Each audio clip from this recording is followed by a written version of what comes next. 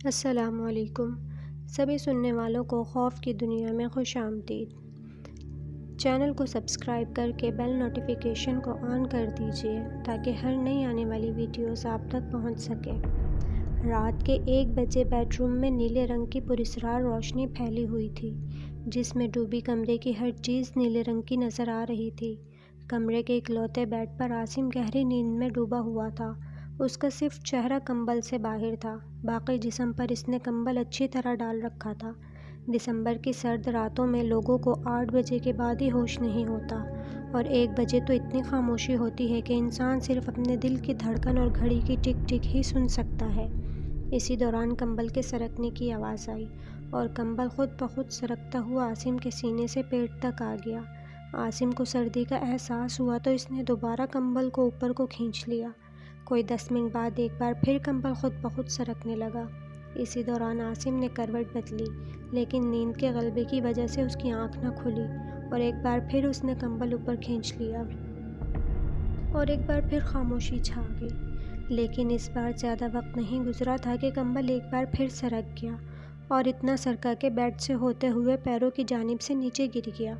کمبل کے اس بار ایک دم اوپر سے ہٹ جانے کی وجہ سے عاصم کی آنکھ کھل گئی، اور وہ اٹھ کے آنکھیں مسل مسل کے بیڈ پر کمبل کو تلاش کرنے لگا، لیکن کمبل تھا کہ نظر ہی نہیں آ رہا تھا۔ اچانک وہ چونکا اور کمبل کو پیروں کی جانب نیچے دیکھا تو کمبل پڑا تھا۔ وہ جیسے ہی کمبل کو اٹھانے کے لیے نیچے جھکا تو کمبل خود بخود سرک کے اس کے ہاتھ کی پہنچ سے دور ہو گیا۔ یہ دیکھ کر اس کی نیند یکدم سے اڑ گئی۔ وہ بیڈ سے نیچے اترا اور غور سے کمبل کو دیکھنے لگا۔ اس نے اسے اپنا وہم جانا اور کمبل اٹھانے کے لیے اپنا ہاتھ بڑھایا، لیکن اس نے جس تیزی کے ساتھ ہاتھ بڑھایا تھا، کمبل اتنی ہی تیزی کے ساتھ سرک کر اس سے دور ہو گیا اور دیوار کے ساتھ لگ گیا۔ اب عاصم کا خوفزدہ ہونا یقینی تھا، جبکہ عاصم ایک مضبوط اعصاب کا مالک تھا۔ اس نے ایک بار پھر ہمت کر کے کمبل کی طرف ہاتھ بڑھایا تو اچانک کمبل دیوار پر چڑھ گیا، اور عاصم کی آنکھیں جیسے دیوار کے ساتھ چپک گئی۔ وہ محو حیرت بن گیا تھا۔ اس نے ایک بار پھر کمبل کو پکڑنے کی کوشش کی، لیکن کمبل دیوار پر سے ہوتا ہوا چھت پر جا چپکا تو عاصم کا جسم سردی ہونے کے باوجود خوف شدت کی وجہ سے پسینے سے شرابور ہو گیا۔ وہ آہستہ آہستہ قدم اٹھاتا ہوا عین چھت کے اس حصے کے نیچے آیا جہاں اوپر کمبل چپکا ہوا تھا۔ وہ سر اٹھا کے کمبل کو غور سے دیکھ ہی رہا تھا کہ اچانک جیسے کمبل میں سے جان نکل گئی ہو، اور وہ اڑتا ہوا اس پر آن گرا تو اسے محسوس ہوا کہ یکدم سے اسے بہت سے ہاتھوں نے پکڑ لیا ہو۔ اس نے کمبل اپنے اوپر سے الگ کرنے کی بہت کوشش کی۔ اس جدوجہد بیکار ثابت ہوئی۔ کمبل تھا کہ اس پر سے الگ ہونے کا نام ہی نہیں لے رہا تھا۔ مارے خوف کے اب اس کا برا حال ہو گیا۔ آواز تھی کہ جیسے منہ سے نکل ہی نہ رہی ہو۔ اچانک اسے لگا کہ اسے کسی نے زور سے دھکا دیا ہو، اور ساتھ ہی وہ زوردار انداز میں دیوار کے ساتھ جا ٹکرایا تو لگا کہ اس کا جوڑ اپنی جگہ سے ہل کر رہ گیا ہو۔ وہ ابھی سنبھل بھی نہ پایا تھا کہ اس کے جسم کو ایک اور زوردار جھٹکا لگا، اور وہ گویا اڑتا ہوا ڈریسنگ ٹیبل سے جا ٹکرایا۔ اس کے ٹکرانے کی وجہ سے ڈریسنگ ٹیبل کا شیشہ چکناچور ہو گیا، ساتھ ہی وہ زمین پر آن گرا۔ چوٹیں اتنی شدید تھیں کہ اس کا سر شدت سے چکرانے لگا۔ اتنے میں دروازے پر زوردار دستک ہوئی۔ عاصم، دروازہ کھولو۔ اس نے اپنے ڈیڈی کی آواز سنی، لیکن اسے یوں محسوس ہوا جیسے آواز کسی گہرے کنویں سے آ رہی ہو۔ ناصر، جلدی دروازہ کھولو۔ ڈیڈی کی گرجدار آواز سنائی دی تو عاصم نے اٹھنے کی کوشش کی، لیکن کمبل نے اسے ایسے جکڑ رکھا تھا کہ وہ نہ تو اٹھ سکتا تھا اور نہ ہی بولنے کے قابل تھا۔ صاحب، دروازہ نہیں کھل رہا۔ ایک ملازم کی آواز آئی۔ تو کھڑے میرا منہ کیا دیکھ رہے ہو؟ توڑ دو، ڈیڈی نے غصے سے کہا، اور آخری آواز جو عاصم نے سنی وہ دروازہ توڑنے کی تھی، اور اس کے ساتھ ہی اس کا دماغ اندھیرے میں ڈوبتا چلا گیا۔ پھر جب اس کی آنکھ کھلی تو وہ کسی اور کمرے میں لیٹا ہوا تھا، اور ابھی اسی سوچ میں ڈوبا ہوا تھا کہ وہ کہاں پر ہے کہ اچانک اسے احساس ہوا کہ کمبل ابھی بھی اس کے اوپر ہے۔ تو اس کے ساتھ ہی اس کے حلق سے بے اختیار چیخ نکل گئی، اور ساتھ ہی اس نے کمبل اتار کے دور پھینک دیا۔ بینچ پر بیٹھی اس کی والدہ فوراً اٹھیں۔ کیا ہوا بیٹا؟ کیوں چیخ رہے ہو؟ اتنے میں دروازہ کھلا اور اس کے ڈیڈی نواز صاحب اندر داخل ہوئے۔ کیا جاہلوں کی طرح شور مچا رکھا ہے؟ انہوں نے آتے ہی غصے سے کہا۔ وہ ڈیڈی، وہ کمبل وہ مجھ پر سے اتر نہیں رہا تھا، عاصم نے کانپتی ہوئی آواز میں کہا۔ کیا کہا؟ میں سمجھا نہیں۔ نواب صاحب نے اسے گھورا۔ وہ کمبل، وہ اس سے آگے وہ کچھ نہ بول پایا۔ اس کا جسم بری طرح کانپ رہا تھا اور وہ کسی چھوٹے بچے کی مانند اپنی والدہ سے لپٹا ہوا تھا۔ کیا کمبل لگا رکھا ہے؟ سمجھاؤ اسے بیگم، اس عمر میں بھی صاحب کا بچپنا نہیں گیا۔ تمہارے لاڈ پیار نے بگاڑ کے رکھ دیا ہے اسے، خاندان بھر میں تماشا بنا دیا ہے، نواز صاحب نے غصے سے کہا اور باہر نکل گئے۔ اتنے میں عاصم کو اندازہ ہو گیا کہ وہ کسی اسپتال کے کمرے میں ہے اور بیڈ کے ساتھ کھڑے اسٹینڈ پر موجود ڈرپ کی خالی بوتل اس بات کی گواہ تھی کہ اسے بے ہوشی کے دوران ڈرپ بھی لگ چکی تھی۔ دیوار پر لگی گھڑی دن کے 9 بج رہے تھے۔ کیا ہوا تھا بیٹا رات کو؟ اس کی والدہ نے شفقت سے اس کے سر پر ہاتھ پھیر کر کہا تو عاصم نے ڈرتے ڈرتے رات کا سارا واقعہ بتا دیا، اور والدہ نے اسے بتایا کہ کتنی مشکل سے انہوں نے دروازہ توڑ کر اسے باہر نکالا۔ ڈریسنگ ٹیبل کا شیشہ ٹوٹا ہوا تھا اور وہ فرش پر بے ہوش پڑا تھا، لیکن چونکا دینے والی بات یہ تھی کہ کمبل تو بیڈ پر ہی پڑا تھا۔ امی، آپ یقین کریں، کمبل میرے اوپر تھا اور میں اسے اتار ہی نہیں پا رہا تھا۔ ہاں بیٹا، ایسا ہی ہوا ہوگا، اس کی امی نے اس کے بالوں میں انگلیاں پھیرتے ہوئے اسے بہلانے والے انداز میں کہا، اور وہ ماں کی آغوش میں پڑے کمبل کو دیکھتا رہا۔ عاصم یونیورسٹی کا اسٹوڈنٹ تھا۔ وہ اچھی شکل و صورت کا مالک تھا، اس لیے اس کے گرد اس کے دوستوں کا ہجوم رہتا تھا۔ اس کے ڈیڈی نواز صاحب ایک فرم میں اونچی پوسٹ پر تھے، اس لیے وہ مالی طور پر خوشحال تھے۔ اس کی ایک ہی بہن تھی جو اس سے بڑی تھی، اس کی شادی ہو چکی تھی اور وہ اپنے شوہر کے ساتھ بیرون ملک مقیم تھی۔ اس واقعے کے چوتھے روز وہ یونیورسٹی کی کینٹین میں بیٹھا تھا اور اس کے گرد اس کے دوست بیٹھے تھے۔ وہ اس کی خیریت دریافت کر رہے تھے۔ اس نے دوستوں کو یہ بتایا کہ اس کی بائک پھسل گئی تھی، اس لیے گرنے کی وجہ سے اسے شدید چوٹیں آئی تھیں۔ وہ خود اس واقعے کو وہم سمجھ کے جھٹک چکا تھا۔ وہ سب سے ہنس کر باتیں کر رہا تھا کہ اس کی نظر کچھ فاصلے پر موجود کھانے کی ٹیبل کے ساتھ بیٹھے کلدیپ پر پڑی۔ وہ کسی لڑکی کے ساتھ محو گفتگو تھی۔ عاصم کے دیکھنے پر اس نے بھی عاصم کی طرف دیکھا تو اس کے ہونٹوں پر حسین مسکراہٹ نمودار ہو گئی۔ عاصم کو اس کی نظر اپنے جسم میں چبھتی ہوئی محسوس ہوئی اور اسے اس کی مسکراہٹ بھی اچھی نہ لگی۔ اس کے چہرے پر ناگواری کے احساس کو محسوس کرتے ہوئے کلدیپ کے ہونٹوں کی مسکراہٹ اور گہری ہو گئی۔ کلدیپ یونیورسٹی کی خوبصورت چہروں میں سے ایک خوبصورت چہرے کا نام تھا۔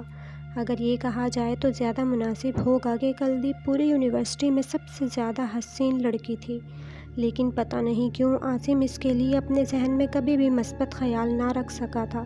شاید اس کی وجہ یہ رہی ہوگی کہ اسے کسی اور سے محبت تھی، اور وہ کوئی انجان نہیں، اس کی اپنی کزن آسیہ تھی جو اس کے دل کی ملکہ تھی۔ آسیہ بھی عاصم سے بے پناہ محبت کرتی تھی۔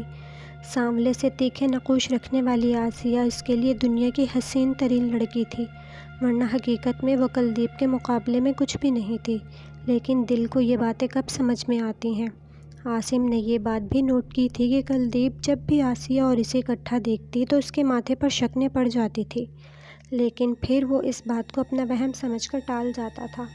پھر ایک دن جب وہ لائبریری گیا تو اس وقت وہ وہاں چند گنتی کے نوجوان بیٹھے تھے۔ انگریزی ادب میں دلچسپی رکھنے کی بنا پر اس کا مہینے میں ایک آدھ چکر ضرور لگتا تھا لائبریری کا۔ وہ جب بھی بور ہوتا تو یہاں چلا آتا تھا۔ وہ ایک ناول پڑھنے میں مگن تھا کہ اچانک کسی لڑکی کی آواز سنائی دی۔ اگر آپ برا نہ منائیں تو کیا میں یہاں بیٹھ سکتی ہوں؟ عاصم نے سر اٹھا کے دیکھا تو سامنے کلدیپ کو اس کی قاتلانہ مسکراہٹ کے ساتھ کھڑے پایا۔ ہلکے بلیو کلر کے کاٹن کے سوٹ میں اس کا حسن کچھ اور زیادہ غضب ڈھا رہا تھا۔ جی بیٹھیے، عاصم نے بڑی مشکل سے کہا۔ وہ کلدیپ سے ہمیشہ نظریں ملاتے وقت کنفیوز ہو جایا کرتا تھا۔ کیا آپ کو ہماری مداخلت بری تو نہیں لگی؟ کلدیپ نے مسکرا کر کہا۔ نہیں تو، آپ سے کس نے کہا؟ عاصم کو یوں لگا جیسے کلدیپ نے اس کی چوری پکڑ لی ہو۔ آپ کی خوبصورت آنکھیں چیخ چیخ کر کہہ رہی ہیں کہ آپ کو ہمارا یہاں بیٹھنا برا لگا ہے۔ کلدیپ نے کچھ اس طرح سے کہا کہ عاصم نظریں چرا کر رہ گیا۔ کیوں بھاگتے ہیں ہم سے؟ کیا ہماری شکل ڈراؤنی ہے؟ یا پھر اس ڈر سے بھاگتے ہیں کہ ہمارے پاس آ کے آپ اپنا کچھ کھو نہ دیں؟ کلدیپ نے بدستور اس کی آنکھوں میں دیکھتے ہوئے کہا تو عاصم کو اس کی باتیں عجیب سی لگی۔ دیکھیں، میں آپ کی کسی بھی بات کو سمجھ نہیں پا رہا۔ عاصم کو اس کی بات اچھی نہیں لگ رہی تھی، کیونکہ جس انداز میں کلدیپ اس سے باتیں کر رہی تھی، اس کے نزدیک کوئی بھی شریف لڑکی اس قسم کی گفتگو نہیں کر سکتی۔ شاید آپ مجھ سے بات کرتے ہوئے ڈرتے ہیں، کلدیپ نے کہا۔ نہیں، میں نہ آپ سے ڈرتا ہوں نہ کسی اور بات سے ڈرتا ہوں، عاصم نے ناگواری سے کہا۔ تو اگر آپ واقعی میں نہیں ڈرتے تو پھر رات کو ایک بے جان کمبل سے کیوں ڈر گئے؟ یہ کہہ کر کلدیپ نے مترنم آواز میں قہقہہ لگایا تو عاصم کو بہت بھیانک لگا، کیونکہ کمبل والی بات اس کے اور اس کی ماں کے علاوہ کسی کے بھی علم میں نہیں تھی۔ اب اس کی امی تو یہ سب باتیں کلدیپ کو بتانے سے رہیں۔ آپ کو کمبل والی بات کس نے بتائی؟ اس بار عاصم کی آواز میں خوف کا عنصر شامل تھا۔ مجھے آپ کے بارے میں سب پتہ ہے، آپ کے کیا شوق ہیں اور آپ کیا کرتے ہیں۔ یوں سمجھ لیں کہ میں دن رات آپ کے ساتھ رہتی ہوں۔ آپ کو جب کبھی موقع ملے تو آپ سب سے نظر بچا کر اپنے گھر کی چھت پر جا کر سگریٹ پیتے ہیں، اور ایسا موقع آپ کو ہفتے میں ایک آدھ بار ہی ملتا ہے، کلدیپ نے کہا تو عاصم کو یوں محسوس ہوا کہ لائبریری کی چھت اس کے اوپر آن گری ہو۔ وہ خوفزدہ نظروں سے کلدیپ کو دیکھ رہا تھا۔ ڈرے نہیں، یہ سب میرے لیے بہت معمولی باتیں ہیں، اور آپ کا ہر راز میرے سینے میں دفن ہے، کلدیپ نے کہا۔ تم چاہتی کیا ہو مجھ سے؟ عاصم نے خود بے قابو ہوتے ہوئے کہا۔ بس صرف اتنا کہ تم میرے علاوہ کسی اور لڑکی کی طرف نہ دیکھو اور خود کو صرف اور صرف میرے لیے وقف رکھو، کلدیپ نے کہا تو عاصم کو یکدم سے غصہ آ گیا۔ میں تمہارا غلام نہیں ہوں جو تم مجھ سے ایسا کہہ رہی ہو۔ عاصم کو غصہ صرف اس بات پر آیا تھا کہ یہ اس کے نزدیک سراسر بلیک میلنگ تھی۔ اگر پہلے نہیں تھے تو اب میرے غلام بن جاؤ، کیونکہ اسی میں تمہاری بھلائی ہے، کلدیپ نے مسکرا کر کہا تو عاصم کو لگا جیسے اس کے تن بدن میں آگ لگ گئی ہو۔ میڈم، آپ جیسے انسانوں سے بات کرنا تو دور کی بات ہے، میں دیکھنا تک گوارا نہیں کرتا، اور یہ جو ساری شعبدہ بازی ہے نا، دھری کی دھری رہ جائے گی اگر میرا دماغ گھوم گیا تو۔ آئندہ مجھ سے اس طرح کی کوئی بات کی تو بہت بری طرح پیش آؤں گا۔ وہ یہ کہہ کر ایک چٹکے سے اٹھ کھڑا ہوا اور چلا گیا، جبکہ کلدیپ کے ہونٹوں پر شیطانی مسکراہٹ آ گئی۔ رات کے پچھلے پہر عاصم اپنے کمرے میں گہری نیند میں ڈوبا ہوا تھا کہ اچانک اس کی آنکھ کھل گئی۔ ابھی وہ یہ سوچ ہی رہا تھا کہ اس کی آنکھ کیوں کھلی ہے، ایک دفعہ پھر اس کا بیڈ تھوڑا سا ہلا۔ عاصم کیونکہ غنودگی کے عالم میں تھا، اس لیے اس نے اسے اپنا وہم جانا اور دوبارہ سونے کی کوشش کر ہی رہا تھا کہ اچانک ایک بار پھر اس کا بیڈ زور سے ہلا تو اس کی نیند جاتی رہی اور اسے فوراً زلزلے کا خیال آیا۔ وہ ابھی سوچ ہی رہا تھا کہ بیڈ اتنی زور سے ہلا کہ وہ ایک طرف لڑکھڑا گیا، اور ساتھ ہی بیڈ آہستہ آہستہ فضا میں بلند ہونا شروع ہو گیا۔ اس نے بیڈ سے اترنے کی کوشش کی، لیکن اسے لگا جیسے اسے کسی نے پکڑ کر بیڈ پر بیٹھا رہنے پر مجبور کر دیا ہو۔ اس نے آواز دینے کی کوشش کی، لیکن آواز حلق میں پھنس گئی۔ بلند ہوتے ہوئے اتنا اونچا ہو گیا بیڈ کہ اس کا سر چھت سے لگنے لگا۔ وہ مارے خوف کے اس کی بری حالت ہو گئی۔ دوسرے ہی لمحے بیڈ تیزی سے فرش پر آن گرا۔ بیڈ ایک دھماکے کے ساتھ فرش پر گرا تھا اور عاصم کو لگا جیسے اس کی ہڈیاں چور چور ہو گئی ہوں۔ اب اسے لگا کہ وہ حرکت کرنے میں آزاد ہے۔ اسے حیرت تھی کہ بیڈ کے اتنے زوردار انداز میں گرنے کی آواز سن کر کوئی بھی اس کے کمرے میں کیوں نہیں آیا۔ اچانک ایک خیال اس کے ذہن میں آیا اور اس نے فوراً سے بیڈ کے نیچے جھانک کے دیکھا تو اس کے رونگٹے کھڑے ہو گئے، کیونکہ بیڈ کے نیچے ایک بہت ہی بھیانک چڑیل تھی جو اس کے اس طرح جھانکنے پر اس کی طرف دیکھ کر مسکرا رہی تھی۔ وہ فوراً بیڈ پر سے اترا اور جلدی سے دروازہ کھولا تو سامنے اس کی امی کھڑی تھی۔ وہ فوراً ان سے لپٹ گیا۔ امی، امی، وہ میری بیڈ کے نیچے، امی، میں نے خود اسے اپنی آنکھوں سے دیکھا ہے، وہ مسکرا رہی تھی، عاصم نے چیختے ہوئے کہا تو اس کی امی پیار سے اس کے سر پر ہاتھ پھیرنے لگی۔ اچانک عاصم کو لگا کہ وہ برف کی سلی کے ساتھ لپٹا ہوا ہے، تو اس نے فوراً اپنی امی کے چہرے کی طرف دیکھا تو اس کے منہ سے بھیانک چیخ نکل گئی، کیونکہ وہ وہی چڑیل تھی جو اس کے بیڈ کے نیچے موجود تھی۔ وہ اسے دیکھ کر مسکرا رہی تھی اور ساتھ ساتھ اپنا بھیانک ہاتھ عاصم کے سر پر پھیر رہی تھی۔ عاصم مارے خوف کے بے ہوش ہو گیا اور ساتھ ہی اس چڑیل کی باہوں میں جھول گیا۔ بے ہوش ہونے سے پہلے آخری احساس اسے یہ ہوا کہ چڑیل نے اپنے نوکیلے دانتوں کی مدد سے اس کے کندھے کو چبا ڈالا ہے، اور ساتھ ہی اس کے احساسات تاریک ہو گئے تھے۔ عاصم کے احساسات بیدار ہوئے تو اسے محسوس ہوا کہ کوئی اس کے بالوں میں ہاتھ پھیر رہا ہے۔ اس کی آنکھیں کھل گئی تھیں لیکن ان میں دھند چھائی ہوئی تھی۔ پھر جب دھند ہٹی تو اس نے اپنی امی کو اپنے پر جھکے ہوئے پایا تو رات کا واقعہ اس کے ذہن میں گھوم گیا اور وہ فوراً تڑپ کر بیڈ سے اترا اور کانپتے ہوئے کہا، کون ہو تم؟ بیٹا میں تمہاری امی ہوں۔ اس کی ماں نے پریشان ہو کر کہا، تم جھوٹ بول رہی ہو، تم میری ماں نہیں ہو۔ عاصم نے 2 قدم پیچھے ہٹ کر کہا، کیا بکواس ہے یہ، کیا ڈرامہ لگا رکھا ہے تم نے؟ نواز صاحب نے غصے سے کہا جو ساتھ ہی صوفے پر بیٹھے تھے، ابو میں سچ بول رہا ہوں، یہ امی نہیں ہے بلکہ یہ چڑیل ہے، یہ ڈائن ہے۔ عاصم نے اتنا ہی کہا تھا کہ معاملہ نواز صاحب کی برداشت سے باہر ہو گیا۔ وہ آگے بڑھے اور ایک زوردار تھپڑ عاصم کے گال پر رسید کر دیا۔ بس بہت ہو گیا، اب میں اور بکواس نہیں سنوں گا۔ تم نے پورے گھر کو تماشا بنا دیا ہے، تمہاری وجہ سے لوگ ہم پر باتیں کر رہے ہیں، کچھ پتہ بھی ہے تمہیں کہ کیا کر رہے ہو تم؟ نواز صاحب نے غصے سے اونچی آواز میں بولتے ہوئے کہا۔ نواز صاحب کے تھپڑ کی وجہ سے وہ ہوش کی دنیا میں واپس آ گیا اور اب اسے اپنے گال پر جلن کا احساس ہو رہا تھا۔ وہ گال پر ہاتھ رکھے بے یقینی سے اپنے والد کو دیکھ رہا تھا۔ آج کے بعد اگر کوئی ایسی حرکت کی تو اس گھر میں تمہارے لیے کوئی جگہ نہیں ہوگی، یہ کہہ کر وہ کمرے سے باہر چلے گئے۔ تب وہ چونکا جب اس کی امی نے اسے بازو سے پکڑ کر صوفے پر بٹھا دیا۔ کیوں کر رہے ہو بیٹا ایسا؟ انہوں نے پرنم آنکھوں سے اس کی طرف دیکھتے ہوئے کہا، امی میں جھوٹ نہیں بول رہا۔ اس سے پہلے وہ کچھ بولتا اس کی ماں نے اس کے منہ پر ہاتھ رکھ دیا۔ اب بس بھی کرو بیٹا، کیوں ستا رہے ہو؟ یہ کہہ کر اس کی امی رونے لگی تو وہ حیرت سے ان کی طرف دیکھنے لگا۔ پھر اچانک جیسے بجلی کی سی تیزی سے اس کے ذہن میں ایک خیال آیا اور وہ فوراً اٹھا اور کہا، امی آپ کو میری بات کا یقین نہیں ہے تو یہ دیکھیں یہ کیا ہے؟ عاصم نے شرٹ کے بٹن کھول کے اپنا زخمی کندھا اپنی ماں کو دکھایا۔ یہ کیا ہے؟ انہوں نے آنسو صاف کر کے حیرت سے کہا۔ تو عاصم نے ان کو رات کا واقعہ سنا دیا تو وہ حیرت سے عاصم کو دیکھنے لگی۔ امی آپ خود سوچیں یہ سب کر کے مجھے کیا ملے گا؟ اگر میں جھوٹ بھی بول رہا ہوں تو یہ کس نے کیا ہے؟ اب میں خود تو اپنے کندھے کو کاٹنے سے رہا۔ عاصم نے بے بسی سے کہا تو اس کی امی سوچ میں ڈوب گئیں۔ انہیں اس نیم تاریک کمرے میں بیٹھے ہوئے 20 منٹ گزر چکے تھے۔ کمرے میں جا بجا کالے جالے لٹکے ہوئے تھے۔ کمرے کا ایک ہی دروازہ تھا جس میں سے ایک آدمی بمشکل جھک کر گزر سکتا تھا۔ دروازہ کم اور کھڑکی زیادہ لگ رہی تھی اور دروازہ مضبوطی سے بند تھا۔ اس کے علاوہ ایک روشن دان بھی تھا۔ روشن دان کیا تھا؟ دیوار میں چھت کے قریب 2 اینٹیں نکال دی گئی تھیں۔ ڈھلتے ہوئے سورج کی ذرا سی روشنی اندر داخل ہو رہی تھی جس کی وجہ سے آنکھیں تھوڑی بہت دیکھنے کے قابل تھیں۔ عاصم بے چینی سے پہلو بدل رہا تھا اور رضیہ بیگم عاصم کو دیکھتی اور کبھی اپنے سامنے بیٹھی ہوئی بوڑھی عورت کو دیکھتی جس کے سامنے سیاہ رنگ کی دیگچی رکھی تھی اور دیگچی کے نیچے بجائے دیگچی کے اندر آگ لگی ہوئی تھی۔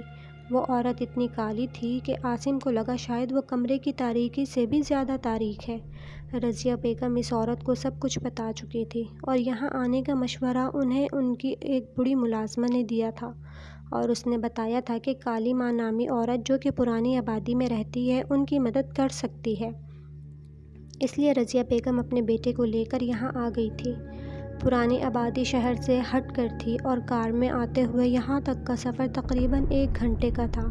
جب سے وہ یہاں آئے تھے کالی ماں نے ان کی باتیں سن کر آنکھیں بند کر لیں اور زیر لب کچھ پڑھنے میں مصروف ہو گئیں۔ آخرکار اس نے ایک جھٹکے سے اپنی آنکھیں کھولیں اور کہا، مجھے اپنے گھر لے چلو۔ وہ کالی ماں کے ساتھ شام کے وقت گھر پہنچے اور ابھی وہ گیٹ پر ہی کھڑے تھے کہ کالی ماں نے کہا، مجھے اپنے گھر کے سارے کمرے ایک ایک کر کے دکھاؤ۔ وہ کمرے دیکھتی گئیں لیکن آنکھیں بند کیے زیر لب کچھ پڑھتی رہیں۔ آنکھیں بند ہونے کے باوجود وہ ہر کمرے کو یوں سر گھما کر دیکھتی جیسے اس کی آنکھیں کھلی ہوں۔ آخرکار وہ عاصم کے کمرے میں داخل ہوئیں تو اس کی حرکت کرتے ہوئے ہونٹ ایک دم رک گئے اور آنکھیں ایک جھٹکے سے کھل گئیں۔ کالی ماں کی آنکھیں کسی انگارے کی مانند سرخ ہو چکی تھیں۔ وہ کمرے کو یوں گھور گھور کے دیکھنے لگی جیسے زندگی میں پہلی بار کمرہ دیکھا ہو۔ رضیہ بیگم نے کچھ بولنے کی کوشش کی تو کالی ماں نے ہاتھ کے اشارے سے انہیں خاموش رہنے کا اشارہ کیا۔ کچھ بولنے کی ضرورت نہیں ہے، جو ہے وہ کمرے کی دیواریں خود بتا رہی ہیں۔ اس کمرے میں شیطان کا بسیرا ہے۔ کوئی انسان بھلا یہاں کیسے رہ سکتا ہے؟ اور یہ بہت ہی بری خبر ہے۔ پھر کالی ماں یکدم سے عاصم کی طرف گھومی اور کہا، کیا تم یہاں سوتے ہو؟ تو تمہیں یہ محسوس ہوتا ہے کہ کوئی تمہیں دیکھ رہا ہے؟ کسی کے نہ ہونے کے باوجود کسی کے ہونے کا احساس ہوتا ہے؟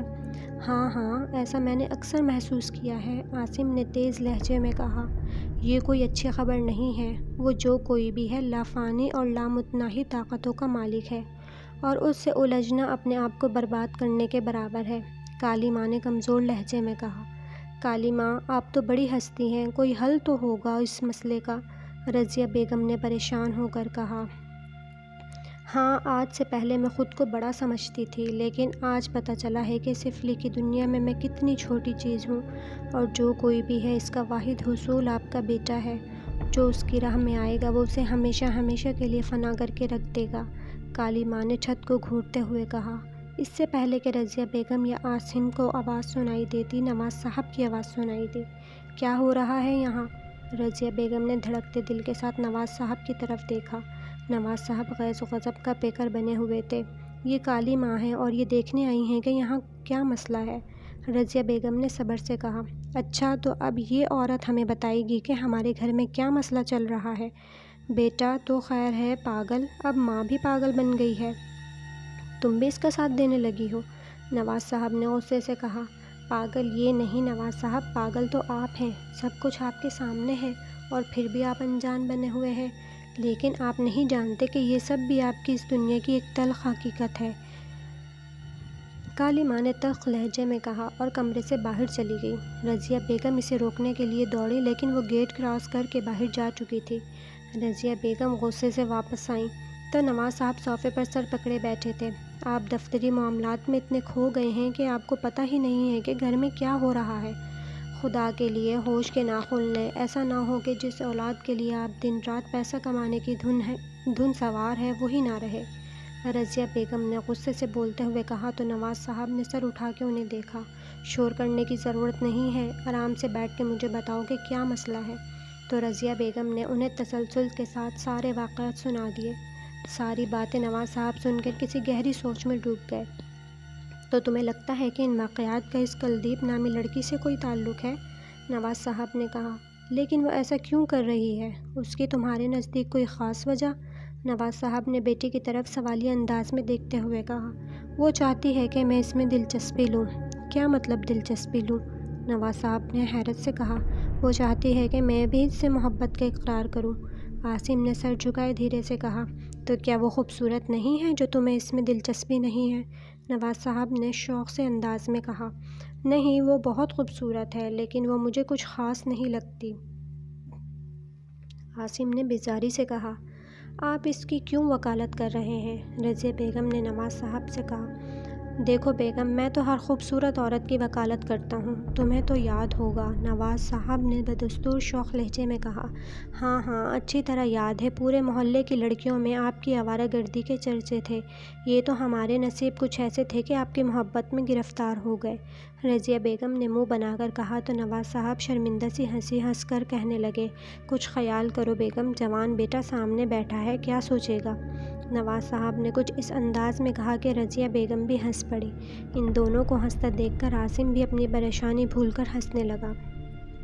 رات کو عاصم اپنے کمرے کے بجائے اپنی ماں کے ساتھ ان کے کمرے میں سویا تھا۔ رات آرام سے کٹی اور صبح یونیورسٹی میں وہ آسیہ کے ساتھ اکیلا بیٹھا ماہو گفتگو تھا۔ صبح کی نیم گرم دھوپ جسم کو ایک الگ طرح کا سرور بخش رہی تھی۔ وہ آنکھیں بند کیے دھوپ کا مزہ لے رہا تھا اور آسیہ اس سے باتیں کیے جا رہی تھی اور وہ ہوں ہاں میں اس کی باتوں کا جواب دے رہا تھا۔ اس نے ابھی اپنا یہ مسئلہ آسیہ کے ساتھ ڈسکس نہیں کیا تھا، کیونکہ اگر وہ اسے کچھ بتاتا تو وہ بیچاری خواہ پریشان ہو جاتی۔ عاصم، آؤ کلاس میں چلتے ہیں، لیکچر شروع ہو گیا ہوگا۔ ہاں جاتے ہیں، عاصم نے بدستور آنکھیں بند کیے جواب دیا۔ عاصم اٹھو نا، آسیہ نے اسے جھنجھوڑا۔ تم جاؤ، میں آتا ہوں، عاصم نے دھوپ کا مزہ لیتے ہوئے کہا۔ اوکے، پھر جلدی آنا، یہ کہہ کر آسیہ نے اپنی کتابیں اٹھائیں اور چلی گئی۔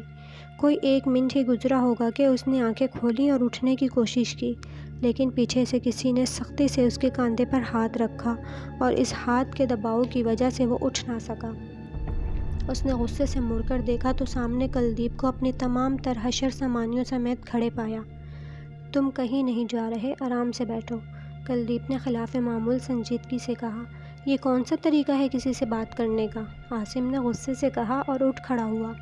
میں آرام سے بات کر رہی ہوں، تم خواہ غصہ دکھا رہے ہو، کلدیپ نے بدستور سنجیدگی سے کہا۔ اس وقت عاصم کو وہ زہر لگ رہی تھی۔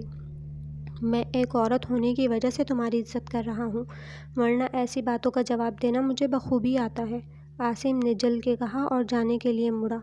میں نے شاید تمہیں جانے کی اجازت نہیں دی، تو کیا اب مجھے جانے کے لیے تمہاری اجازت لینا ہوگی؟ عاصم نے دانت پیس کر کہا تو کلدیپ کی پیشانی پر بل پڑ گئے۔ عاصم جانے کے لیے جیسے ایک قدم آگے بڑھایا تو کلدیپ نے آگے بڑھ کر اس کا ہاتھ تھام لیا۔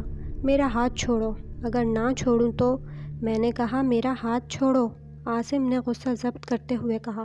ابھی میں نے بات نہیں کی اور میری بات سنے بنا آپ کو یہاں سے ہلنے تک کی اجازت نہیں ہے۔ کلدیپ نے فقرہ جیسے ہی مکمل کیا تو عاصم نے ہاتھ چھڑانے کے لیے ایک زور کا جھٹکا اپنے بازو کو دیا، لیکن اس کے پورے بازو میں درد کی شدید لہر اٹھی۔ اسے یوں محسوس ہوا کہ اس کا ہاتھ کسی آہنی شکنجے میں جکڑا ہوا ہے۔ وہ اپنا ہاتھ چھڑانے میں ناکام رہا۔ عاصم ورزشی جسم کا مالک تھا۔ اس نے جس انداز میں ہاتھ چھڑانے کے لیے جھٹکا مارا تھا، اس حساب سے کلدیپ کو منہ کے بل گرنا چاہیے تھا، لیکن وہ اپنی جگہ مضبوطی سے کھڑی تھی۔ البتہ عاصم کو اپنا بازو پکڑنا پڑ گیا، کیونکہ بازو میں ناقابل برداشت درد ہو رہا تھا۔ کتنے افسوس کی بات ہے کہ مرد ہو کے بھی اپنا ہاتھ ایک عورت سے نہیں چھڑا پا رہے، کلدیپ نے طنزیہ انداز میں کہا تو وہ خون کے گھونٹ پی کر رہ گیا۔ بس بہت ہو گیا، اب میرا ہاتھ چھوڑو، عاصم نے اتنا ہی کہا تھا کہ کلدیپ نے ایک زوردار جھٹکا اس کے کلائی کو دیا تو بہت ضبط کرنے کے باوجود اس کے منہ سے ہلکی سی چیخ نکل گئی اور وہ گھٹنوں کے بل گرا۔ دیکھو، میں تم سے تمہاری سوچ سے زیادہ محبت کرتی ہوں، اور میرے جیتے جی تم کسی اور کا خیال تک نہ سوچنا، کیونکہ یہی تمہارے لیے بہتر ہے، کیونکہ تمہیں اندازہ نہیں ہے کہ میں تمہارے ساتھ کیا کیا کر سکتی ہوں۔ اب کھڑے ہو جاؤ، کلدیپ نے غرا کر تحکمانہ انداز میں کہا تو وہ کھڑا ہو گیا، لیکن کلدیپ نے اس کا ہاتھ اب بھی تھام رکھا تھا۔ عاصم اس کی طرف خوف زدہ انداز میں اس طرح دیکھ رہا تھا جیسے وہ انسان نہیں کوئی بھوت ہو۔ اچانک آسیہ اپنا پرس جھٹکتی ہوئی وہاں آ پہنچی۔ عاصم، تم نے میرا پین تو نہیں دیکھا؟ آسیہ نے اوپر دیکھے بنا کہا۔ جب اس کی نظر ان دونوں پر پڑی تو وہ حیرت سے کلدیپ کو عاصم کا ہاتھ تھامے دیکھ رہی تھی۔ آسیہ کی نظر پڑتے ہی کلدیپ نے مسکرا کر عاصم کا ہاتھ چھوڑ دیا تو عاصم اپنی کلائی مسلنے لگا۔ کیسی ہو آسیہ؟ کلدیپ نے مسکرا کر کہا اور ہاتھ آگے بڑھا دیا تو آسیہ نے بھی حیرانگی کے ساتھ ان دونوں کو دیکھتے ہوئے کلدیپ سے ہاتھ ملا لیا۔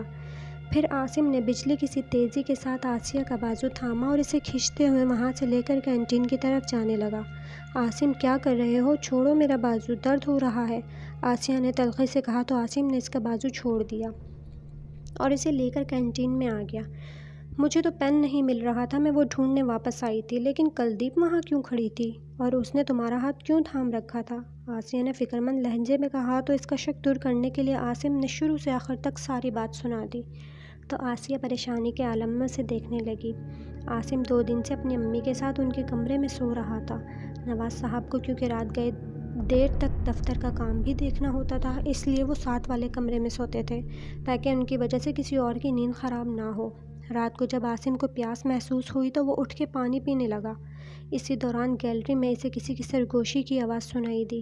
وہ دبے پاؤں چلتا ہوا دروازے پر پہنچا اور دروازہ کھول کے باہر جھانکنے لگا، لیکن باہر کچھ بھی نہیں تھا کہ اچانک ایک دفعہ پھر کسی کے قدموں کی آواز سنائی دی تو فوراً کمرے میں گیا اور امی کو جگایا۔ وہ ہڑبڑا کے اٹھ بیٹھیں۔ کیا بات ہے بیٹا؟ امی، وہ چھت پر کسی کے دوڑنے کی آواز سنائی دی۔ عاصم نے خوف کے مارے رک کے کہا تو رضیہ بیگم نے بھی کان لگائے۔ ہاں، آواز تو واقعی آ رہی ہے، 1 منٹ میں تمہارے ابا کو جگاتی ہوں، رضیہ بیگم نے پریشان ہو کر کہا اور نواز صاحب کے کمرے میں جا کے انہیں اٹھایا۔ کیا بات ہے بیگم؟ انہوں نے غنودگی کے عالم میں کہا۔ انہیں اوپر چھت پر کسی کے دوڑنے کی آواز آ رہی ہے، رضیہ بیگم نے کہا تو فوراً نواز صاحب اٹھے اور پھر کچھ سوچ کر میز کے دراز سے پسٹل نکالا۔ یہ کس لیے؟ رضیہ بیگم نے حیران ہو کر کہا۔ بیگم، اب چھت پر کسی کے دوڑنے کی آواز آ رہی ہے تو لازمی بات ہے کہ کوئی چور ہی ہوگا، نواز صاحب نے کہا اور باہر آ گئے اور دبے پاؤں سیڑھیوں پر چڑھنے لگے۔ ان کے پیچھے رضیہ بیگم اور عاصم بھی سہمے ہوئے انداز میں آگے بڑھنے لگے۔ چھت پر اندھیرا چھایا ہوا تھا، نواز صاحب نے آگے بڑھ کر لائٹ آن کی تو انہوں نے دیکھا کہ ان کی ملازمہ جو ہمیشہ سے سر پر دوپٹہ اچھی طرح اوڑھ کے رکھتی تھی، ننگے سر بال بکھرائے چھت پر پالتی مارے بیٹھی تھی۔ اس کا چہرہ دوسری طرف تھا اور کمر ان کی طرف تھی۔ وہ کچھ اس طرح سے آگے پیچھے ہل رہی تھی جیسے کچھ پڑھ رہی ہو۔ ملازمہ کو دیکھ کر نواز صاحب کا تنا ہوا ریوالور ہاتھ سے نیچے گر گیا۔ زبیدہ! رضیہ بیگم نے اسے آواز دی تو اس کا ہلنا یکدم بند ہو گیا اور دوسرے ہی لمحے وہ اٹھ کھڑی ہوئی، لیکن اس کی کمر بدستور ہل رہی تھی۔ زبیدہ! کیا بات ہے؟ نواز صاحب نے 2 قدم آگے بڑھ کر کہا تو زبیدہ نے ان کی طرف اپنے چہرے کا رخ پھیر لیا۔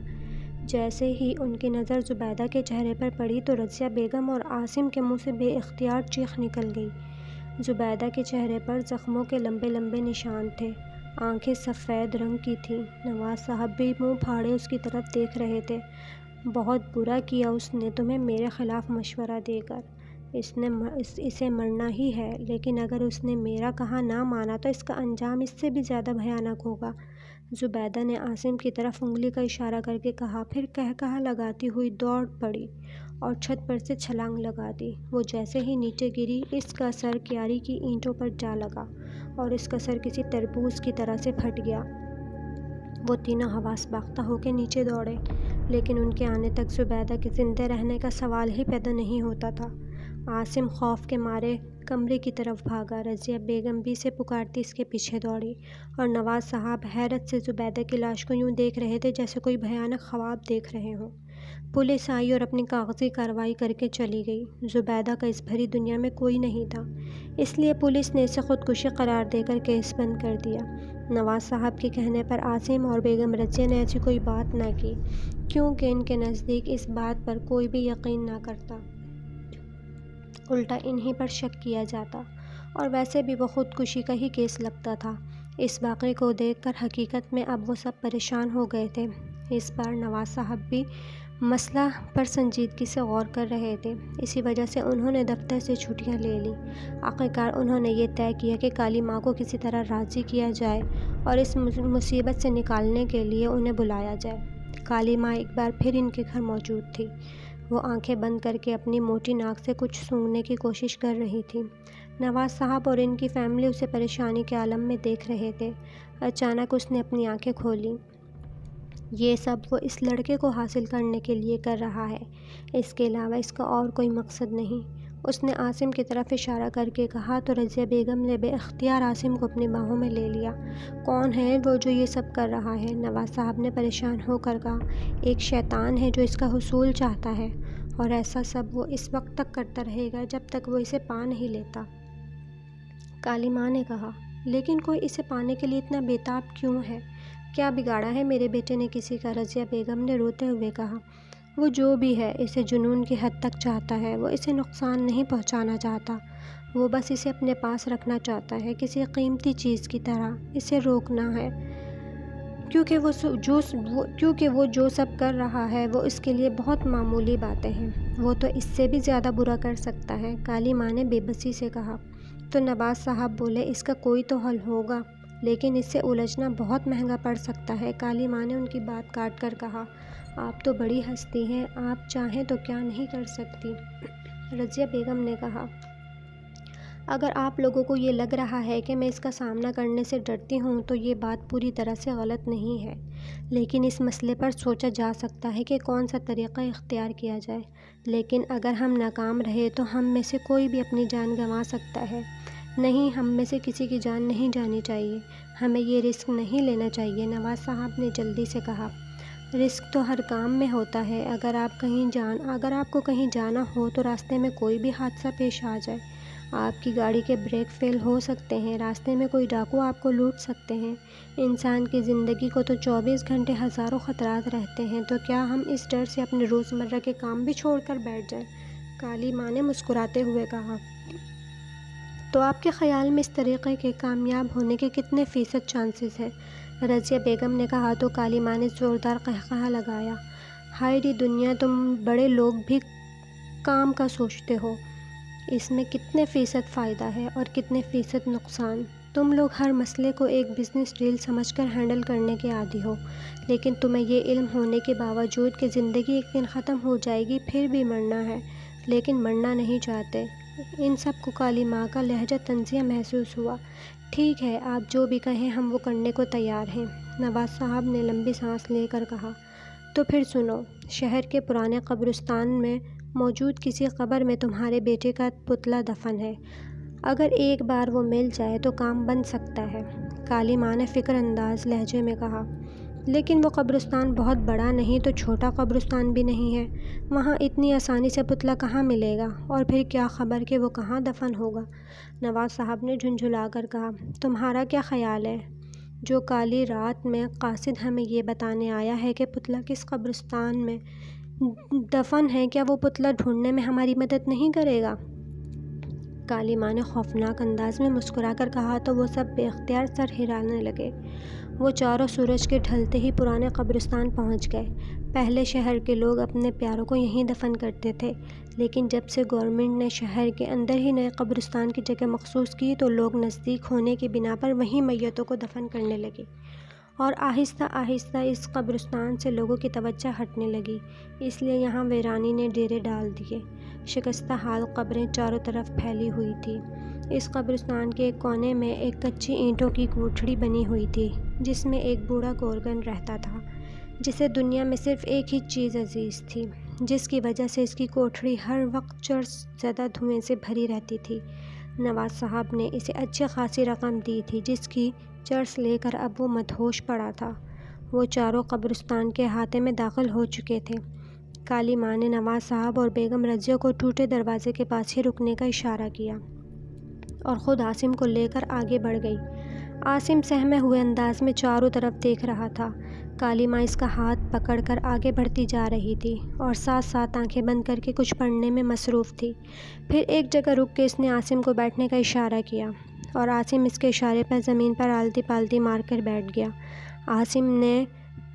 اس نے عاصم کے گرد چونے کی مدد سے ایک گول دائرہ بنایا اور پھر عاصم کو مخاطب کر کے کہا، ایک بات اچھی طرح سے جان لو، وہ جو کوئی بھی ہے تمہیں چاہتا ہے، اس کی اور کسی سے کوئی دشمنی نہیں ہے، اس لیے جب تک تم حصار میں رہو گے اس وقت تک ہم سب لوگوں کی جانیں محفوظ رہیں گی، اور جب تک میں خود تمہیں باہر آنے کا نہ بولوں تم باہر نہیں آؤ گے، چاہے کچھ بھی ہو جائے۔ وہ جتنا بھی طاقتور ہو اس حصار کو عبور نہیں کر سکتا۔ یہ کہہ کر کالی ماں نے کدال اٹھائی اور عاصم سے 8-9 فٹ کے فاصلے پر موجود قبر پر جیسے ہی کدال ماری، یکدم پورے قبرستان کے درختوں سے پرندے چیختے ہوئے اڑ گئے۔ پرندوں کے اڑنے کے ساتھ ہی ایک بار پھر قبرستان میں صرف کدال کے چلنے کی آواز گونجنے لگی۔ عاصم حیرت کے مارے کسی عورت کو زندگی میں پہلی بار اتنی سخت مشقت کرتے دیکھ رہا تھا، لیکن شاید کالی ماں ایسی مشقتوں کی عادی رہی ہوگی۔ گڑھا کھودنا کافی مشکل کام تھا، لیکن کالی ماں یہ کام بڑی جان فانی سے کر رہی تھی۔ لگ بھگ 1.5 گھنٹے بعد کالی ماں نے کدال ایک طرف رکھی اور جھک کے گڑھے سے کچھ نکالا تو عاصم نے دیکھا کہ کالی ماں کے ہاتھ میں کالے کپڑے میں لپٹی کوئی چیز تھی۔ جب اس نے کپڑا ہٹایا تو وہ ایک کپڑے کا بنا 1 فٹ لمبا پتلا تھا۔ عاصم آنکھیں پھاڑ پھاڑ کے اسے دیکھنے میں مصروف تھا۔ کالی ماں نے ایک زوردار تھپڑ پتلے کے منہ پر مارا اور کہا، مکر مت کر، اٹھ اور بتا تجھے کس نے یہ گندا کام سونپا ہے۔ لیکن پتلا ویسے کہ ویسا ہی رہا۔ کالی ماں نے ایک تھپڑ اور پھر پتلے کے منہ پر مارا اور چیخ کے کہا، اب بھی نہ بولا تو جلا کر راکھ کر دوں گی۔ عاصم کو لگا جیسے وہ پاگل ہو گئی ہے، بھلا یہ بے جان پتلا بھی کبھی بول سکتا ہے؟ لیکن وقتاً فوقتاً پتلے میں حرکت پیدا ہوئی اور اس نے کہا، جاؤ، بھاگ جاؤ، اس سے مت ٹکراؤ، اس نے تم جیسے ہزاروں کو راکھ کر کے رکھ دیا ہے۔ یہ لڑکا اسے پسند آ گیا اور وہ اپنی پسند اپنے پاس رکھنے کا عادی ہے۔ پھر ٹھیک ہے، میں بھی دیکھوں تم اور وہ کتنے پانی میں ہو۔ کالی ماں نے اسے آدھا زمین میں گاڑ کر اس کے سامنے آلتی پالتی مار کے بیٹھ گئی اور زور زور سے منتر پڑھنے لگی۔ عاصم خوف کے مارے یہ ساری کارروائی دیکھنے میں مصروف تھا۔ کچھ ہی دیر بعد پتلے نے تڑپنا شروع کر دیا۔ کالی ماں اور زور سے منتر پڑھنے لگی۔ کافی دیر تڑپنے کے بعد پتلے نے آخرکار چیخنا شروع کر دیا۔ اس کی کربناک چیخوں نے عاصم کے رونگٹے کھڑے کر دیے۔ اب بول، کیا خیال ہے تیرا؟ کالی ماں نے غرا کر کہا، کلدیپ نام ہے میری مالکن کا۔ پتلے نے خوفناک انداز میں سسکتے ہوئے کہا۔ ٹھیک ہے، میں تمہیں اس کے پاس واپس لوٹا رہی ہوں، اور جو تو نے اس لڑکی کے ساتھ کیا ہے وہی اس کے ساتھ کرنا۔ یہ کہہ کر کالی ماں نے اس پر پھونک مار دی تو پتلے کے منہ سے غراہٹ نکلی، اور ساتھ ہی ایک دم وہ فضا میں بلند ہوا تو عاصم کی سٹی گم ہو گئی۔ اس کے اعصاب شل ہو گئے۔ اس نے جیسے ہی پتلے کو غائب ہوتے دیکھا تو وہ فوراً اٹھ کھڑا ہوا۔ کالی ماں نے اسے ہاتھ کے اشارے سے روکنے کی کوشش کی، لیکن اس وقت عاصم قدم باہر رکھ چکا تھا، اور اس نے جیسے ہی قدم باہر رکھا چونے کی لکیر غائب ہو گئی، اور ساتھ ہی کالی ماں کے حلق سے زوردار چیخ نکلی۔ عاصم نے دیکھا ایک لمبا خنجر کالی ماں کے پیٹ سے باہر آ گیا تھا۔ کسی نے اس کی پشت پر خنجر سے وار کیا۔ کالی ماں جیسے زمین پر گری تو عاصم نے دیکھا وہی پتلا منہ میں انگلی دبائے ہنس رہا تھا۔ عاصم نے نیچے گری کالی ماں کی طرف دیکھا۔ وہ اپنی آخری سانسیں لے رہی تھی اور ہاتھ سے ایسے اشارے کر رہی تھی جیسے کہہ رہی ہو کہ بھاگ جاؤ یہاں سے۔ عاصم کو جیسے ہوش آ گیا۔ وہ فوراً گھر کی طرف بھاگا، لیکن جلدی میں وہ راستہ بھول گیا، اس لیے اسے اب قبروں کے اوپر سے پھلانگنا پڑ رہا تھا۔ اسے اپنے پیچھے پتلے کے ہنسنے کی آواز سنائی دے رہی تھی۔ سامنے ہی گیٹ تھا۔ اسے بھاگتے دیکھ کر نواز صاحب اور رضیہ بیگم بھی اس کی طرف دوڑے۔ کیا ہوا؟ اس نے کالی ماں کو مار دیا ہے، عاصم نے ہانپتے ہوئے کہا۔ نواز صاحب نے جلدی سے کار کا دروازہ کھولا اور رضیہ بیگم اور عاصم اندر بیٹھ گئے۔ خود انہوں نے کار ڈرائیو کی سیٹ سنبھال لی۔ آدھے گھنٹے کا سفر انہوں نے 15 منٹ میں طے کیا۔ رضیہ بیگم اس دوران مسلسل درود شریف کا ورد کرتی رہیں۔ نواز صاحب کی پیشانی پر بھی پسینے تھے۔ انہوں نے آتے ہی تمام ملازموں کو ہال میں طلب کیا اور ان کی پوری رات جاگ کر پہرا دینے کو کہا۔ ان تینوں میں سے رات کو کسی کو بھی نیند نہ آئی تھی، بس ایسے میں لیٹے لیٹے رات گزارتی۔ ملازم ان کے گرد کھڑے جاگتے رہے۔ بقایا رات خاموشی سے گزری۔ صبح ہی صبح نواز صاحب فون پر بہت سے رابطے کیے۔ رضیہ بیگم اور عاصم چپ چاپ انہیں رابطہ کرتے دیکھتے رہے۔ آخر تک ہار کر انہوں نے کہا، میں نے اپنے دوست SSP رحمان کو کہہ دیا ہے، وہ یونیورسٹی سے اس لڑکی کا پتہ لے کر اسے گرفتار کر لے گا۔ بہت تماشا ہو گیا، اب میں اور برداشت نہیں کروں گا۔ تو گرفتار کرنے سے کیا ہوگا؟ رضیہ بیگم نے حیرت سے کہا۔ ریحان بہت ذہین آدمی ہے، وہ کوئی نہ کوئی ایسا ثبوت ڈھونڈے گا جس سے اس لڑکی کا اصل چہرہ دنیا کے سامنے آ جائے، نواز صاحب نے دانت پیس کر کہا۔ کوئی 1 گھنٹے بعد نواز صاحب کے سیل پر کال آئی تو انہوں نے ریسیو کی۔ SSP ریحان کی تھی۔ نواز صاحب، I am very sorry، اس لڑکی پر اتنی آسانی سے ہاتھ نہیں ڈالا جا سکتا۔ کیا مطلب اس پر ہاتھ نہیں ڈالا جا سکتا؟ کیا اب قانون بھی اتنا لاچار ہو گیا ہے؟ نواز صاحب نے طنزیہ انداز میں کہا۔ میں آپ کے غصے کو سمجھ سکتا ہوں۔ میں نے آپ کے ہی کہنے پر اس لڑکی کا پتہ کرایا تو وہ ملک کے مشہور و معروف بزنس مین وحید صدیقی کی اکلوتی بیٹی نکلی۔ کیا کہہ رہے ہو؟ وحید صدیقی کی بیٹی کلدیپ؟ نواز صاحب نے حیرت سے کہا۔ جی ہاں، اور یہ بات کنفرم ہے۔ آپ کو تو پتہ ہے ان کے تعلقات کتنے وسیع ہیں، ریحان نے بے بسی سے کہا۔ ٹھیک ہے، آپ نے جو کیا اس کے لیے شکریہ، نواز صاحب نے کہا اور تھکے تھکے انداز میں ریسیور رکھ دیا۔ وہ چہرے سے پریشان لگ رہے تھے۔ کیا بات ہے، آپ بہت زیادہ پریشان لگ رہے ہیں، رضیہ بیگم نے پریشان ہو کر کہا۔ کلدیپ کوئی عام لڑکی نہیں ہے، وہ وحید صدیقی کی اکلوتی بیٹی ہے جو ہماری فرم کے مالک ہیں، نواز صاحب نے مایوسی سے اور آہستگی سے کہا۔ عاصم نے جیسے ہی یہ بات سنی اس کے اوسان ختم ہو گئے۔ وہ بہت پریشان نظر آنے لگا، کیونکہ اگر واقعہ اس کا باپ نواز صاحب کی فرم کا مالک تھا تو کلدیپ کے ایک اشارے سے اس کے باپ کی نوکری ختم ہو سکتی تھی، اور کلدیپ کے پاس اسے مجبور کرنے کا اس سے بڑا موقع اور کیا ہو سکتا تھا؟ لیکن کلدیپ تو ہندو لڑکی ہے، رضیہ بیگم نے کہا۔ ہاں، وہ ہندو ہے، کیونکہ وحید صدیقی نے 2 شادیاں کی تھی۔ پہلی بیوی مسلمان تھی لیکن اس سے ان کی کوئی اولاد نہیں تھی، اور دوسری شادی انہوں نے ایک ہندو سے کی۔ اس کی خوبصورتی سے متاثر ہو کر کی تھی۔ وحید صاحب نے اس سے شادی کی خواہش ظاہر کی تو اس عورت نے کہا اسے شادی پر کوئی اعتراض نہیں، لیکن وہ اپنا مذہب کسی حالت میں نہیں چھوڑے گی، اور تو اور اس کی اولاد بھی ماں کے مذہب پر قائم رہے گی، نواز صاحب نے کہا تو رضیہ بیگم نے بے اختیار اپنا سر پکڑ لیا، جبکہ عاصم خالی خالی نظروں سے کبھی ماں کو اور کبھی پریشان حال باپ کو دیکھ رہا تھا۔ دوسرے دن نواز صاحب کو ایمرجنسی کال آئی تو ان کو دفتر جانا پڑا۔ عاصم اور رضیہ بیگم ابھی تک بری طرح سے خوفزدہ تھے، اس لیے اپنے کمرے سے باہر نہ نکلے۔ شام کے 5 بجے نواز صاحب گھر لوٹے تو ان کے ساتھ کوئی اور بھی تھا، جسے وہ ڈرائنگ روم میں بٹھا کے آتے ہی انہوں نے خوشگوار انداز میں کہا، عاصم تمہیں کوئی ملنے آیا ہے۔ کون ہے؟ عاصم نے بیزاری سے کہا، کیونکہ اس کا دل کسی سے ملنے کا نہیں چاہ رہا تھا۔ دیکھو تو صحیح جا کے، انہوں نے پیار سے کہا تو عاصم نے بکھرے بالوں کو انگلیوں کی مدد سے جوڑا اور ڈرائنگ روم کی طرف بڑھ گیا۔ جیسے ہی وہ اندر داخل ہوا اسے جھٹکا لگا جیسے کرنٹ لگا ہو۔ سامنے کلدیپ صوفے پر ٹانگ چڑھائے ایسے بیٹھی تھی جیسے اس کا اپنا ہی گھر ہو، اور عاصم کو گھبرایا ہوا دیکھ کر اس کے ہونٹوں پر قاتلانہ مسکراہٹ پھیل گئی۔ عاصم نے جیسے ہی واپس جانے کا ارادہ کیا تو سامنے نواز صاحب کو کھڑے پایا۔ کلدیپ بیٹی کا بہت اصرار تھا تم سے ملنے کے لیے، اس لیے میرے ساتھ ہی آ گئی۔ تم دونوں باتیں کرو، میں چائے کا کہہ کر آتا ہوں، نواز صاحب نے مسکرا کر کہا۔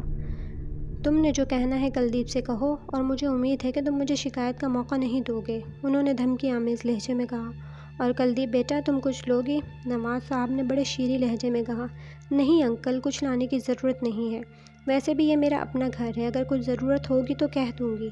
اب عاصم کے ساتھ صرف تنہائی میں کچھ باتیں کرنی ہیں، کلدیپ نے بڑی ڈھٹائی سے کہا تو نواز صاحب مسکراتے ہوئے دروازہ بند کر کے چلے گئے۔ تم ایسے ہی بت بنے کھڑے رہو گے یا بیٹھو گے بھی؟ تم یہاں کیوں آئی ہو؟ عاصم نے سپاٹ لہجے میں کہا۔ میرے خیال سے تمہیں یہ بات اچھی طرح معلوم ہے کہ میں کس لیے آئی ہوں، اور اگر تم یہ پوچھنا چاہتے ہو کہ میں یہاں کیسے آئی ہوں تو وہ تم اپنے ڈیڈی سے پوچھ لو، وہ تو میں ان سے پوچھ لوں گا، اور جو تم کام کر رہی ہو اس کا نتیجہ تمہیں بھگتنا پڑے گا، عاصم نے سرد لہجے میں کہا۔ تو کمرہ کلدیپ کے قہقہے سے گونج اٹھا۔ اچھا تو تمہارا ارادہ ہمیں سزا دینے کا ہے؟ ہم تمہارے سامنے بیٹھے ہیں، جو چاہے سزا دے دو، کلدیپ نے مذاق اڑانے والے لہجے میں کہا تو عاصم کو اس کے تن بدن میں آگ لگ گئی۔ پھر وہ بولا، تمہارا انجام عبرتناک ہوگا، تمہارا وہ حشر کروں گی کہ اپنا چہرہ بھی نہیں پہچان سکو گی۔ یہ سنتے ہی کلدیپ کا چہرہ مارے غصے کے سرخ ہو گیا۔ میں تمہیں چاہتی ضرور ہوں، لیکن تمہیں اپنی توہین کرنے کی اجازت ہرگز نہیں دوں گی، کلدیپ نے غصے سے کہا۔ جن کی دو کوڑی کی عزت بھی نہ ہو اس کی صرف توہین ہی کی جا سکتی ہے، عاصم نے حقارت سے کہا تو دفتن اس کے گال پر زوردار تھپڑ پڑا، جس کی شدت سے اس کا چہرہ دوسری طرف گھوم گیا۔ اس نے حیرت سے کلدیپ کی طرف دیکھا، وہ اب بھی اپنی جگہ بیٹھی تھی۔ عاصم نے خوفزدہ نظروں سے ارد گرد دیکھا، لیکن اسے تھپڑ مارنے والا کہیں نظر نہ آیا، تو وہ اور زیادہ سہم گیا۔ کلدیپ کے چہرے پر شیطانی مسکراہٹ آ گئی۔ وہ اٹھی اور آہستہ آہستہ چلتی ہوئی اس کے پاس آئی۔ عاصم کے دل میں خیال آیا کہ فوراً بھاگ جائے، لیکن اسے ایسا محسوس ہوا کہ جیسے زمین نے اس کے پاؤں جکڑ لیے ہوں۔ کلدیپ نے اپنا منہ اس کے کان کے قریب کر کے کہا، مجھے نہیں پتا میں تم سے محبت کرتی بھی ہوں یا نہیں، البتہ اتنا ضرور ہے کہ اب تم میری ضد بن گئے ہو، تمہیں حاصل کیے بنا نہیں چھوڑوں گی۔ اگر تم کسی اور سے محبت کرتے ہو تو اسے بھول جاؤ اور دل میں صرف اور صرف میرا خیال بسا لو، اس میں تمہاری بھلائی ہے۔ ویسے بھی بہت جلد ہماری شادی ہونے والی ہے، کیونکہ میں نے تمہارے ڈیڈی کو اس بات پر راضی کر لیا ہے۔ یہ کہہ کر کلدیپ دوبارہ اپنی جگہ پر جا بیٹھی۔ وہ کون ہوتے ہیں؟ ویسے بھی میں کوئی بچہ نہیں ہوں کہ مجھے تم اپنا حکم سناؤ، عاصم نے جھنجھلا کر کہا۔ ہاں بچے ہی تو ہو جو اس طرح ضد کر رہے ہو، اگر عقل مند ہوتے تو ایسے بے وقوفی کی باتیں نہ کرتے، کیونکہ میرے ساتھ شادی کر کے تمہیں فائدہ ہی فائدہ ہے، جبکہ انکار کی صورت میں رسوائی اور پریشانی، کلدیپ نے دھمکی آمیز لہجے میں کہا۔ اتنے میں دروازہ کھلا اور نواز صاحب اندر آئے۔ انکل میں چلتی ہوں، کلدیپ نے کہا اور اٹھ کھڑی ہوئی۔ کیوں بیٹا اتنی جلدی؟ نواز صاحب نے کہا۔ ہاں بس عاصم کا حال احوال پوچھنا تھا، پوچھ لیا، کلدیپ نے خوشگوار انداز میں کہا۔ اوکے میں چھوڑ دیتا ہوں تمہیں گھر پر۔ نہیں میں نے ڈرائیور کو کال کر دی ہے، وہ باہر آیا ہوا ہے، یہ کہہ کر اس نے عاصم کی طرف مصافحہ کے لیے آگے ہاتھ بڑھایا، لیکن عاصم نے اس کے ہاتھ کو نظر انداز کر دیا تو کلدیپ نے خود ہی اس کے ہاتھ کو تھام لیا۔ عاصم کے ہاتھ آگے نہ بڑھانے پر نواز صاحب کے ماتھے پر لکیریں نمودار ہو گئیں۔ نواز صاحب کلدیپ کو گیٹ تک چھوڑنے گئے تو عاصم باہر لان میں بیٹھی رضیہ بیگم کے پاس آیا، جو خود حیران تھی کہ نواز صاحب کلدیپ کو گھر لے کر کیوں آئے۔ عاصم نے ان سے کچھ کہنے کا ارادہ کیا ہی تھا کہ نواز صاحب تیز قدموں سے چلتے ہوئے ان کے پاس آئے اور بولے، یہ کیا بدتمیزی ہے، کیا گھر آئے مہمان سے ایسا سلوک کرتے ہیں؟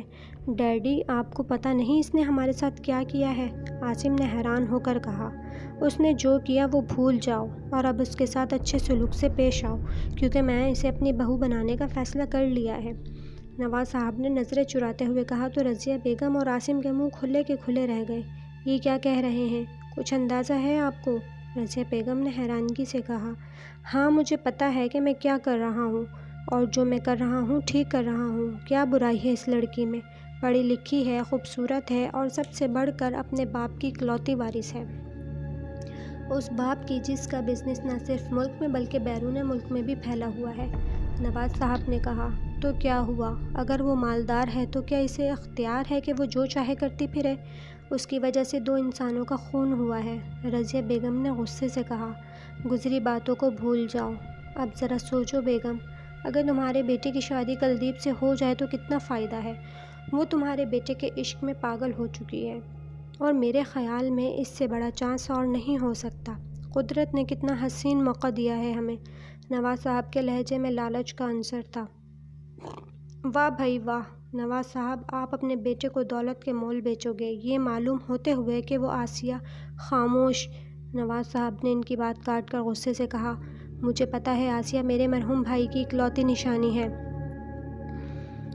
میں ایسا نہیں کروں گا، اور اگر میں اس کی شادی آسیہ سے کر بھی دوں تو نہیں پتہ مجھے اپنی نوکری سے ہاتھ دھونے پڑ جائیں۔ اور جس گھر میں تم اور تمہارا یہ لاڈلا رہتا ہے نا، یہ گھر میں نے بینک سے بھاری لون لے کر تعمیر کیا ہے، اگر بینک کا لون ادا نہ کیا تو گھر ضبط ہو جائے گا۔ یہ عشق کا بھوت اس وقت ختم ہو جائے گا جب کھانے کو کھانا اور پہننے کو کپڑا نہ ہوگا۔ نہیں ڈیڈی، میں کسی بھی حالت میں اسنائن سے شادی نہیں کروں گا۔ عاصم نے غصے کو ضبط کرتے ہوئے کہا، تو پھر ٹھیک ہے، تمہیں میرے گھر میں رہنے کا بھی کوئی حق نہیں ہے، کیونکہ اس گھر میں وہی رہے گا جو میرے بنائے ہوئے اصولوں پر چلے گا۔ اور بیگم تم بھی سن لو، اگر تمہارے لاڈلے بیٹے نے میری بات نہ مانی تو مجھے تمہاری بھی اس گھر میں کوئی ضرورت نہیں، تم بھی اس کے ساتھ چلی جانا، اور ہاں، جاتے ہوئے طلاق کے پیپر لینا مت بھولنا۔ نواز صاحب نے غصے سے کہا اور ان دونوں کو ہکا بکا چھوڑ کے چلے گئے۔ اس بات کو 1 ماہ کا عرصہ گزر گیا۔ عاصم نے اس دن کے بعد چپ سادھ لی تھی۔ رضیہ بیگم بھی بالکل خاموش ہو گئیں۔ کلدیپ نے اب اور زیادہ ان کے گھر آنا شروع کر دیا تھا۔ وہ جب بھی آتی عاصم کے لیے کوئی نہ کوئی گفٹ ضرور لاتی، جو عاصم چپ چاپ لے لیتا تھا۔ دوبارہ اس نے کلدیپ سے کوئی بحث نہ کی تھی اور نہ ہی اس دن کے بعد کوئی پراسرار واقعہ نمودار ہوا۔ اس نے یونیورسٹی جانا ترک کر دیا تھا، اس لیے آسیہ کے ساتھ بھی اس کا کوئی رابطہ نہیں ہو سکا تھا، اور نہ ہی آسیہ نے خود اس سے کوئی رابطہ کیا تھا۔ تو عاصم سمجھ گیا کہ نواز صاحب نے آسیہ کو اس سے دور رہنے کو کہا ہوگا۔ ادھر وحید صدیقی نے بھی رشتے کے لیے آمادگی ظاہر کر دی اور کلدیپ کے کہنے پر شادی سادگی سے کرنے پر تیار ہو گئے۔ شادی کلدیپ کے ہی اصرار پر جلدی کرنے کی تیاریاں کر لی گئیں اور اب شادی میں صرف 2 دن رہ گئے تھے۔ آخر جیسا کلدیپ چاہتی تھی ویسا ہی ہوا، اور اب اسے پنڈت ہری چند کی مدد کی کوئی ضرورت نہیں رہی تھی۔ وہ ہر جگہ اس کا مددگار ثابت ہوا تھا، اور اسی نے کلدیپ کے کہنے پر عاصم کو پریشان کرنے کے لیے اس پر کالا جادو کیا تھا۔ وہ ایک مہان پنڈت تھا، اس لیے کالی ماں اس کے علم کا توڑ کرتے کرتے خود عاصم کی ایک چھوٹی سی غلطی کی وجہ سے موت کے منہ میں چلی گئی، اور اس کے عوض کلدیپ نے پنڈت ہری چند کو کافی دولت سے نوازا تھا۔ اور پنڈت کو کیوں نہ وہ دولت میں تولتی، اس کی وجہ سے تو اس کی ضد کی جیت ہوئی تھی۔ وہ بچپن کی ضدی واقع ہوئی تھی، شاید یہ ماں کے نہ ہونے اور باپ کے ہر جائز و ناجائز خواہش پوری کرنے کا نتیجہ تھا کہ اس نے بنا سوچے سمجھے عاصم کسی اور سے محبت کرتا ہے اپنا لیا، لیکن شاید واقعی میں عاصم کو بہت چاہنے لگی تھی، اس لیے اس نے اس موقع پر اپنے مسلمان ہونے کا اعلان کیا۔ اس کے مسلمان ہونے کی پتہ نہیں عاصم کو خوشی تھی یا نہ تھی، لیکن وحید صدیقی صاحب کو بہت ہی زیادہ خوشی محسوس ہوئی تھی، کیونکہ وہ اپنی بیگم سے کیے ہوئے وعدے کی بنا پر کلدیپ کو مسلمان ہونے پر مجبور نہیں کر سکتے تھے، لیکن جو کام وہ باپ ہونے کے ناطے نہ کر سکے وہ کام عاصم کی محبت نے کر دکھایا۔ دفعتاً کمرے کا دروازہ کھلا اور عاصم اندر آیا۔ اس نے آہستہ سے دروازہ بند کیا۔ عاصم کو دیکھ کر کلدیپ کے ہونٹوں پر دل فریب مسکراہٹ نمودار ہو گئی۔ وہ تو سادگی میں بھی لاکھوں میں ایک تھی، میک اپ اور میرون کلر کے روسی لباس میں تو وہ قیامت ڈھا رہی تھی۔ عاصم لڑکھڑاتی چال چلتا ہوا اس کے پاس آن کھڑا ہوا۔ کلدیپ نے نظر اٹھا کے عاصم کو دیکھا تو وہ اسے بہت لاغر سا محسوس ہوا، پھر وہ آرام سے بیڈ پر بیٹھ گیا تو کلدیپ کی مسکراہٹ اور گہری ہو گئی۔ مجھے یہ نہیں پتا کہ جیت کس کی ہوئی، تمہاری یا میری، لیکن مجھے اتنا ضرور پتا ہے کہ جو ہوا وہ نہیں ہونا چاہیے تھا۔ آسیہ کی دل کی بستی اجاڑ کر تم کیسے اس پر اپنی تمناؤں کا شہر بسا سکتی ہو؟ اگر چاہو بھی تو ایسا کبھی نہیں کر پاؤ گی، کیونکہ وہ شہر، وہ گھر کبھی آباد نہیں ہو سکتے جو کسی کی حسرتوں کا خون کر کے تعمیر کیے جائے۔ عاصم نے کمزور آواز میں کہا۔ آج سے یہ سب باتیں بھول جاؤ۔ آج سے ہم نئی اور خوشحال زندگی کا آغاز کرنے والے ہیں۔ کلدیپ نے اس کا ہاتھ اپنے دونوں ہاتھوں سے تھامتے ہوئے کہا تو عاصم کے ہونٹوں پر زخمی مسکراہٹ آ گئی۔ خوشحالی کا تو علم نہیں، لیکن نئی زندگی ضرور شروع کرنے جا رہا ہوں، اور وہ بھی اکیلے، عاصم نے باریک سی آواز میں کہا۔ اس کے ساتھ ہی وہ اپنا توازن قائم نہ رکھ سکا اور بیڈ پر گر گیا۔ کلدیپ فوراً سے اٹھانے کے لیے آگے بڑھی تو اسے عاصم کے ہاتھ میں کوئی چیز دبی ہوئی نظر آئی۔ اس نے اس کی مٹھی کھولنے کی کوشش کی تو اس نے اور زیادہ سختی سے اسے دبا لیا، لیکن کلدیپ نے جب زبردستی وہ مٹھی کھولی تو وہ نیند کی گولیوں کی شیشی کا ڈبہ تھا۔ شیشی میں اب صرف ایک گولی بچی تھی۔ کلدیپ منہ پھاڑے شیشی کو دیکھ رہی تھی، اور پھر اس نے عاصم کو دیکھا جس کی آنکھیں بند ہوتی جا رہی تھیں۔ یہ کیا کیا تم نے؟ کلدیپ نے اٹک اٹک کر کہا، اور عاصم کے خیال میں آخری احساس یہی ابھرا کہ وہ کال کر کے کسی ڈاکٹر کو چیخ چیخ کر بلا رہی تھی، اور ساتھ ہی عاصم کا ذہن تاریکی میں ڈوبتا چلا گیا، ہمیشہ ہمیشہ کے لیے۔